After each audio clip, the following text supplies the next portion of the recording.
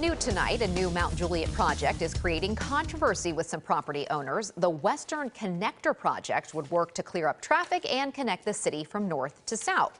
News 2's Nikki McGee is in the studio tonight. She spoke with some residents who say they do not want a road taking up their land. Nikki. Well, that's right, Haley. The Western Connector project aims to cut down on traffic on Mount Juliet Road. And the city tells me they hired a consulting firm to find out the 3 best ways to do that. However, those paths could mean cutting into family farms, something those owners want protected. Alleviating traffic in Mount Juliet is a pretty well-received idea, but how to do that is a different story.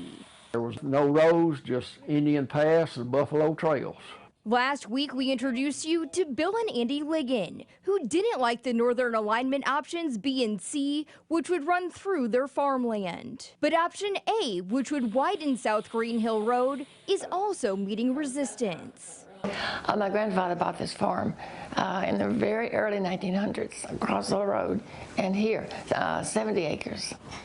Linda Smith and her granddaughter Destiny now live on that inherited land and don't want to see a widened road take up any more of their property.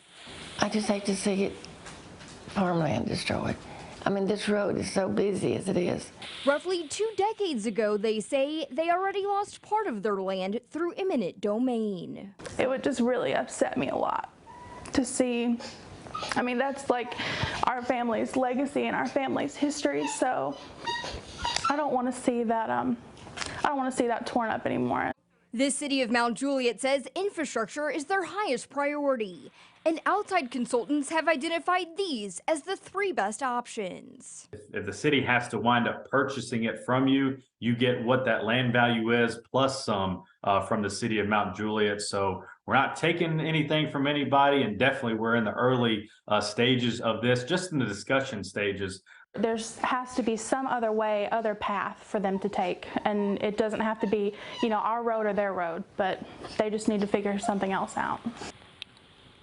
Comment cards were collected on this project last week, but you can still weigh in at the city commission meetings where they do allow public comment. The city hopes to have this on their next fiscal year's budget, which would mean in July.